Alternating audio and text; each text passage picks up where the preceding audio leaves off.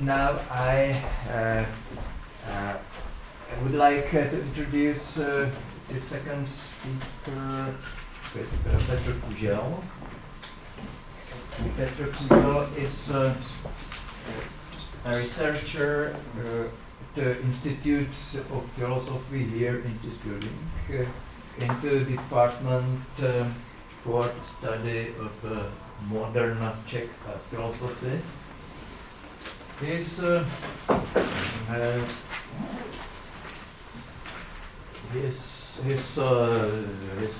areas of specialization are theory of subject, the non-substantial ontology, which is linked to the Czech philosopher Egon Bondy.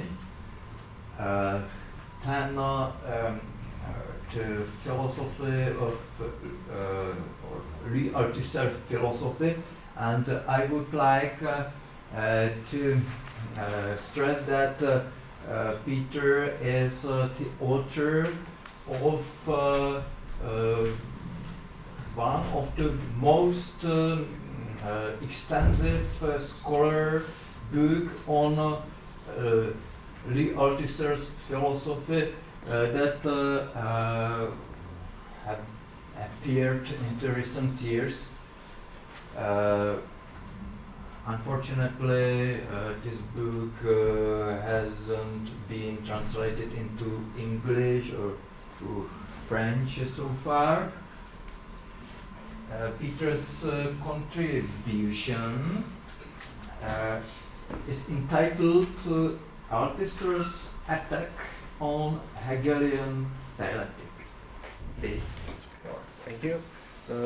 As Michal said, I will discuss in my paper in the first place the criticism of Hegelian dialectics provoked by Louis Althusser. However, because this conference is called Dialectic Returns, I will sketch also the returns of Hegelian philosophy to Althusser's philosophy, and I will discuss some aspects of Hegelian philosophy that persist even after Althusser's persuasive criticism of Hegel in the 60s. Althusser criticism of Hegel is, as it's known, a firm collection of texts included for Marx, persuaded two interlinked goals. One of this goal was to create a demarcation line between Hegel and Marx, or more specifically between Hegel's and Marx dialectics, and to demonstrate the incommensurability of their dialectics. The second one was on the base of the criticism of Hegelian dialectics to formulate a specific form of dialectic that he attributed to Marx, and that is based on the concepts such as overdetermination, structure is dominant, and structure causality, as you already heard it about today. I will try to demonstrate how Althusser's reformulation of dialectics could be conceptually useful to theoretical grasp radical contingency and contingent events of history, and how this new concept of dialectics provokes the reformulation and transformation or even rebuttal of traditional Marxist concepts such as combined and uneven development, and open also a way to post-Marxism. But Althusser's reformulation of dialectic also stimulated, at least in French philosophy, a research of Spinozism and a reformulation of Spinoza's concept of structure, as Nick was talking about it. In the second part, as I indicated, I will discuss the fact that in spite Althusser's very persuasive and resounding criticism of Hegelian dialectics, he preserved some aspects of Hegelian thought.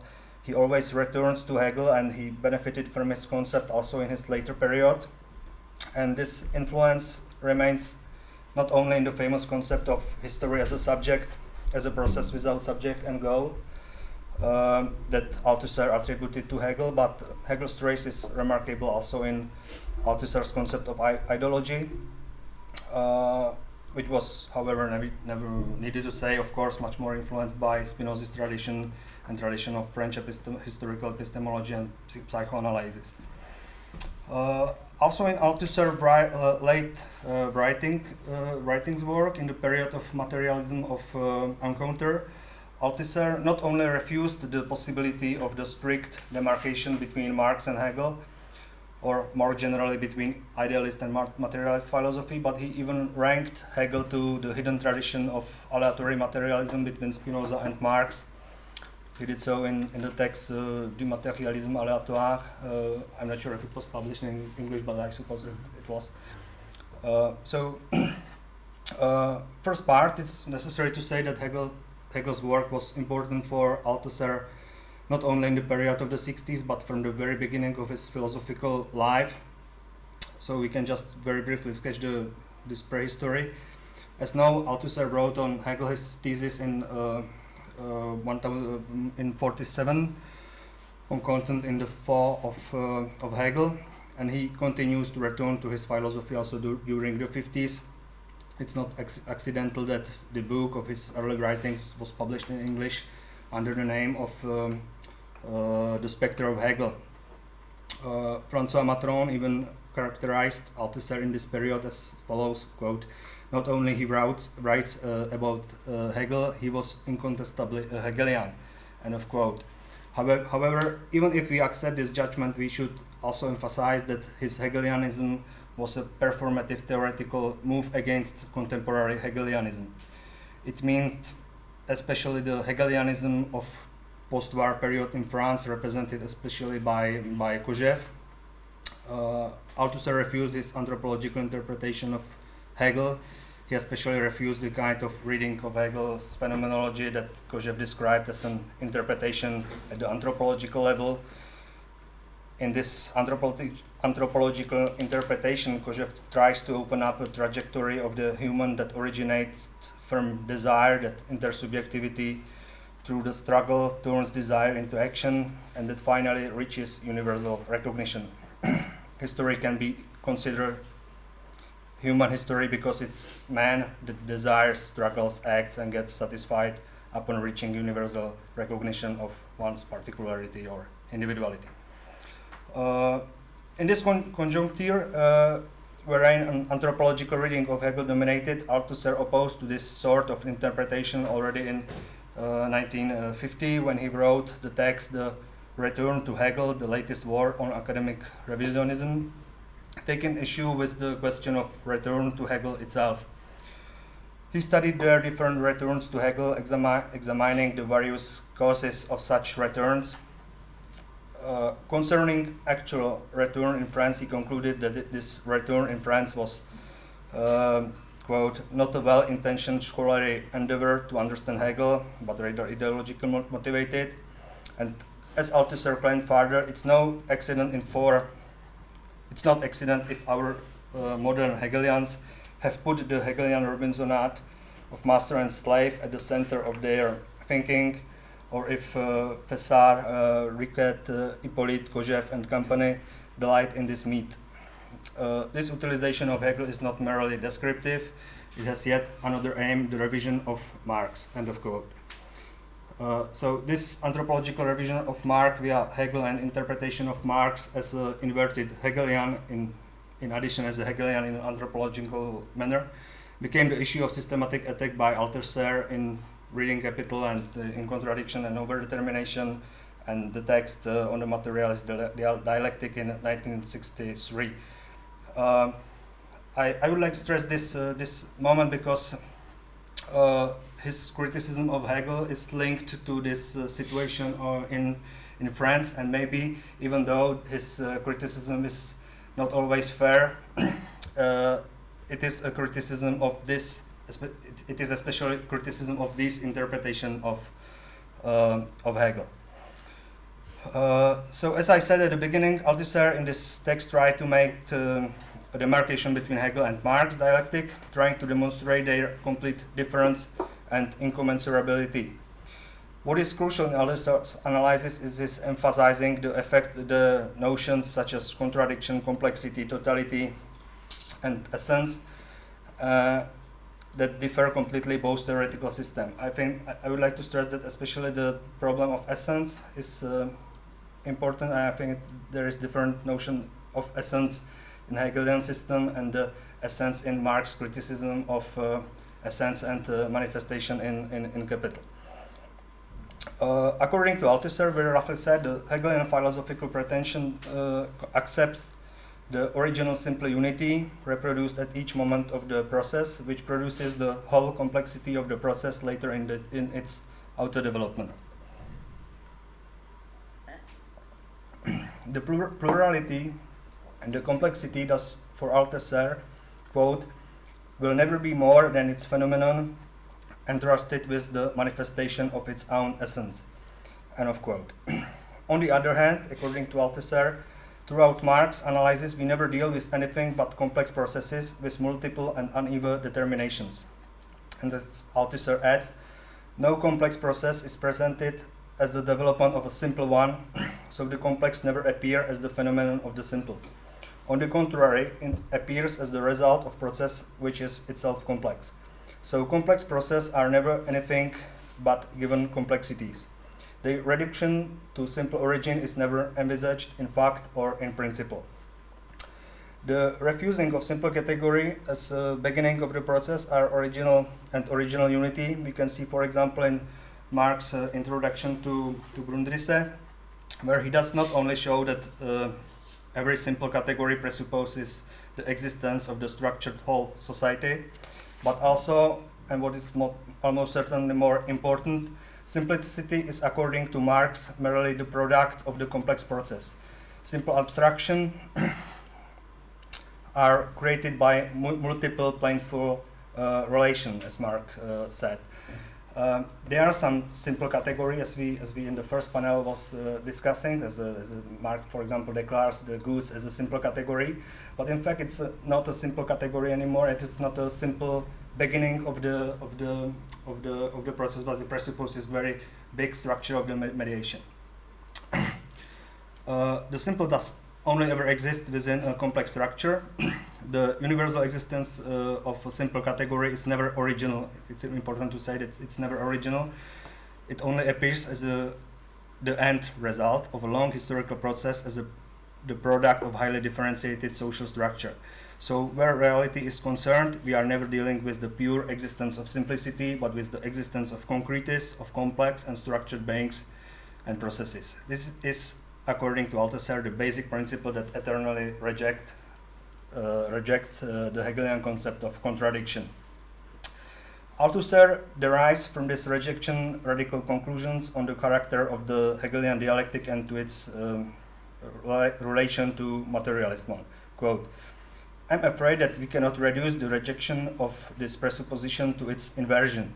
This presupposition has not been inverted, it has been eliminated, totally eliminated, and replaced by quite different theoretical presupposition which has nothing to do with the old one. Instead of the ideological myth of philosophy of origins or its organic concepts, Marxism established in principle the recognition of the giveness of the complex structure of any concrete object, a structure which governs both the development of the object and the development of the theoretical practice which produces the knowledge of it. There is no longer any original essence. I think that this quote is a little bit problematic because we cannot find this anything what could make a guaranteetion of the process of the knowledge is the same as the process of the development, but I will skip this problem. The different concepts of dialectics and the refutation of the original essence produce many other theoretical consequences. If there is no inner essence of the process, we cannot anymore consider the process of development on the base of the expressive causality. Expressive causality that he attributed to Hegel. The concrete things are not phenomenal manifestation of the essence, they are not simply the results or expression of the hidden essence. It means that different levels of the society, economy, state, civil society, politics, and so on, are not only different manifestation of the same essence, but they are always completely structurally unevenly determined. It means over-determined. Every instance can thus principally over-determine other instances because they are relatively independent to each other. They are not indifferent as the manifestation of its essence. In Marxist conception, we can thus find a real structure of and relation of domination and subordination. According to Althusser in Hegel's totality, there is only apparently a structure, because in fact it's not a structure at all. Althusser say that all concrete spheres can never express more than a manifestation of the movement of idea, end of quote. Hegel does deal with, quote, pure interiority whose exteriority is no more than its phenomenon. Because when we can find there the exteriority of the instance, there is no real causal overdetermination of this instance, and that's why it's not a real structure for Althusser. In this model, we can found a rejection of in the materialist conception of structure. One of the contradiction is always dominant. There is one principal contradiction and secondary ones, but they always exchange their roles in the structure. Every level has its own historicity, their own autonomy, their own logic, and they are causally interlinked, and they constituted a structure of domination, subordination, contradictions. So their unity is not based on some essence, but their unity is consists only by this intercausality relations, and there is nothing behind that causality, that structure causality. So the things like teleology, mechanical determinism, and concept of origin and goal, or economism are refused.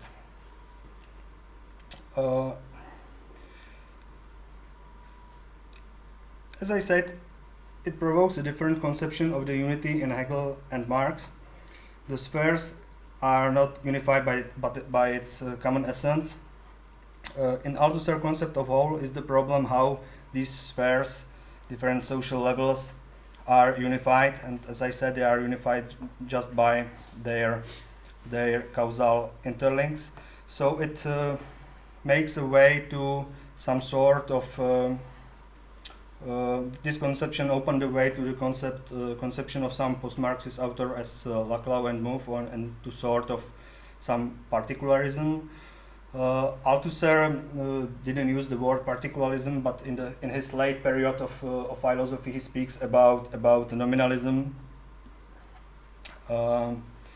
So this nominalism and this aleatory materialism is not something completely new, but it's already present in the 60s, and even the theory of the encounter was already written in 66 in the text of On Genesis. So I wanted just to mention it. Whether we want to understand society, we need to understand actual structural determinations that is always in motion. Only on the condition that the society is overdetermined structure, the politics as such is thinkable. Also, only on this precondition, theory of event can be found. Furthermore, Althusser's concept of structure has its consequences to the law of unevenness. Because there is not any historical necessity, any essential law behind the structure, the real development and some disruption in his development cannot be considered as an exception of this development, exception from the norm behind the structure. He speaks about the great law of uneven development and explains why we are in fact dealing with a law and not just with exception. Althusser claims, quote, this unevenness suffers no exception because it is not itself an exception, not a derivatory law produced by peculiar conditions, imperialism for example, or intervening in the interference between the developments of distinct social formation, the unevenness of economic development, for example, between advanced and backward countries, between colonizers and colonized, end of quote. I would like to stress that Althusser reformulation of materialist dialectics provoke a rebuttal of classical notion law of combined and uneven development formulated classically by Trotsky. As Bruno Bostios claimed, quote, almost word for word, Trotsky's definition of combined and uneven development will be rebutted in Althusser's most systematic account of uneven development that is to be found in On Materialist Dialectic. But Althusser reformulation and refutation of unification law, of some totalization of multiples law, produces not only rebuttal of classical law of combined and uneven development, but it produces a much more important shift in philosophical thinking. As Bruno Bostiers again said, Althusser's definition of uneven development in for Marx push the Marxist dialectic to the limit of the threshold from where the same category could be mobilized against the entire tradition of dialectic thinking. End of quote. We can see here a shift from dialectic toward various philosophy of difference. This shift became part of general genealogy of French thinking. In fact, for example, Jacques Derrida, in one of his first seminars at École Normale, a seminar devoted to Heidegger, the question of being and history, during the same year, 64 and 65, in which Althusser taught his seminar that would lead to the collective publication of Reading Capital, similarly defined unequal development as a universal and originary law that suffers no exception but belongs to the very structure of historicity. Derrida wrote something very similar, or rather conceptually the same as Althusser. Quote of Derrida. Here we should not even say inequality, but inequality, insofar as inequality supposes a flaw or an insufficiency with regard to a measure or telos, a common entelecheia, a measure for all things. The concept of inequality alone is capable of respecting the originality and radicality of that difference. That is to say, not thinkable within the horizon of a simple first or last unity. To summarize this part, if we go back to Althusser's criticism of Hegel's dialectic and his criticism of a development of original simple unity, we can see why his concept of uneven development of all levels and kinds of historicity is not a defect with regard to the norm of a first or last simplicity that might serve as the teleological principle for uneven development. For Derrida, as much for Althusser, the effect of unevenness is irreducible. What we required by Althusser's criticism of Hegel and by his effort to make a reconstruction of Marxist dialectic is the irreducible concept of structure, wherein every concrete thing, every concrete instance has its own proper historicity, its own relatively autonomous time. They are not a manifestation or expression of some deeper or iron law. They are not even a product of contingent exception from this inner essential historical law. As we said, the origin, simplicity, and unity is thus refused, as well as teleology of development. What is refused as well is the concept of expressive causality, substituted by the concept of structural causality and its mutual overdetermination. The concept of materialist monism is replaced by pluralistic concept. This tendency becomes even stronger in the work of late Althusser. We can call it, on the base of Althusser's late writing, the tendency to nominalism without any fundamental substance behind the concrete things and instances, and radical contingency of all. As I said at the beginning of my presentation, Althusser repeatedly returned to Hegel. What Althusser preserved in his system and what materialist tradition, according to his opinion and according to his anti-anthropological interpretation of Hegel, can preserve in Hegel, is a concept of history as a process without subject, as Althusser wrote in his text in 68. We can see in Hegelian conception of history as a process without subject some consequences that are very important and presented also in Althusser's conception of ideology, especially in the thesis that even science as an opposition to the ideology, is a process without subject. There is no subject in science, Althusser said. When subject is for Althusser always ideological subject, that the entrance to the field of the science is always a process of negation of the category of subject and radical transformation of all categories borrowed from everyday life, and thus a transformation of deeper our deeper beliefs that constituted our personality as a subject. So maybe that's why Slavoj Žižek said that we enjoy our ideology, because if we go to the science, we must transform very radically or destruct us as a subject.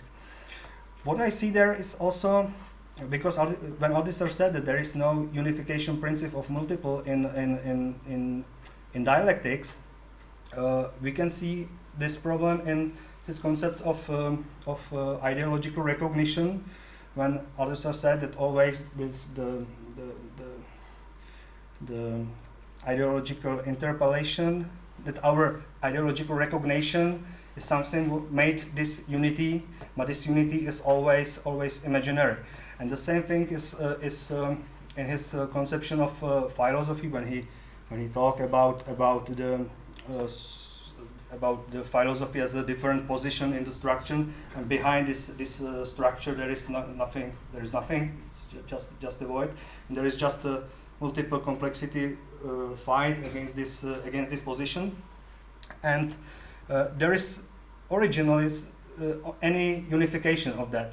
But what philosophy makes, that he produced some sort of unification, as for example Hegel did it in his history of philosophy. It's not just a gallery of the opinion, but he tried to make some unification of this gallery.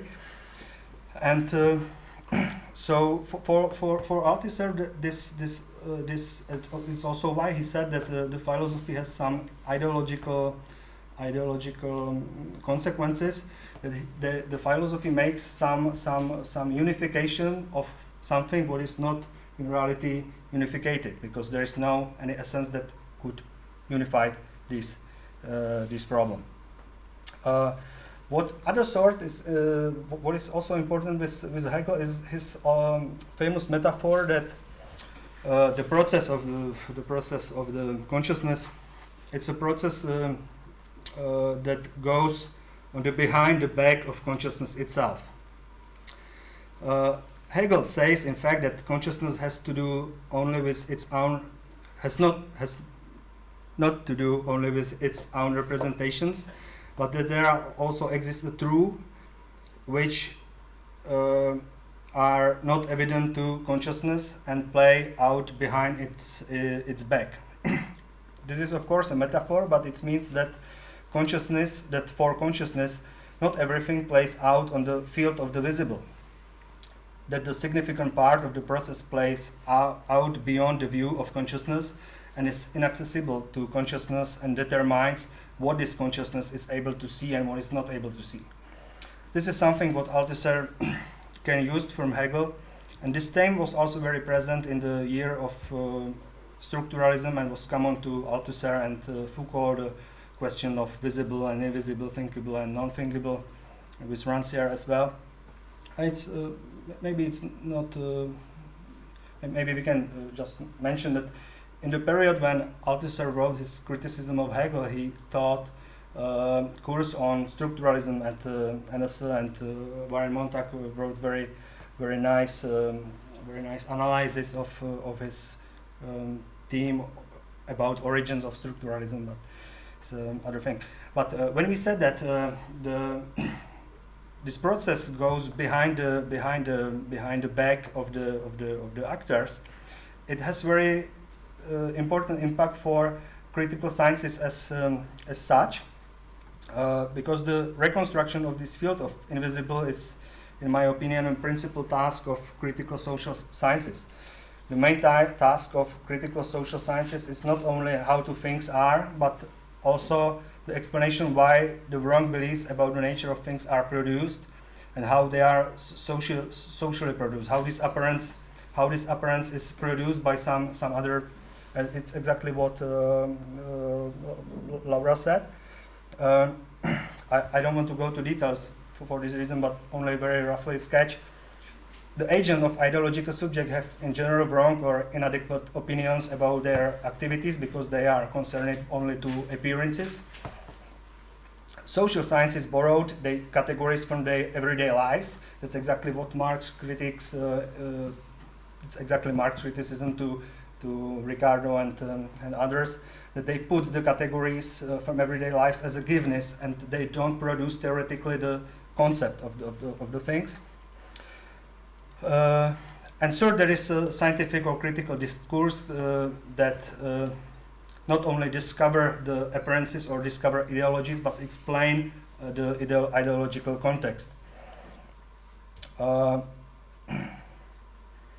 It's also why Pierre Macheret said that every science is the science about ideology, and Althusser took this phrase to his introduction to the reading of Capital.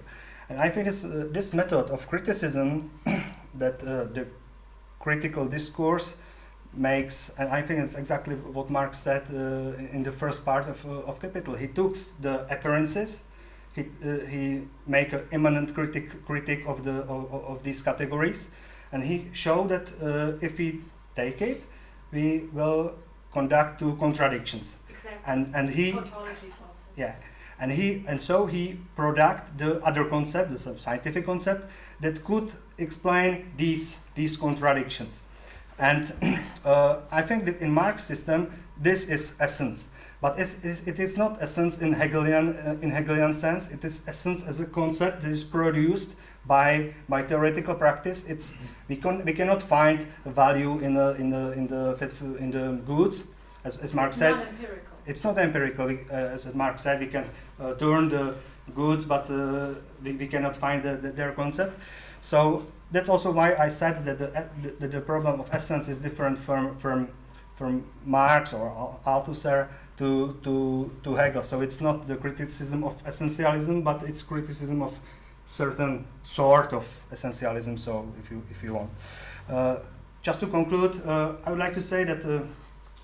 We already heard it that dialectics is not separable from its content. So I think that maybe it's not so productive to discuss the dialectic as such, but because there is no abstract dialectics, but there is always concrete dialectic of concrete things. So maybe much more productive is to concern ourselves to problem contemporary capitalism on the problem of valorization of value and the consequences and so on. And by this examination, we can find some sort of dialectic, but the dialectics only arrives post festum. That's my point.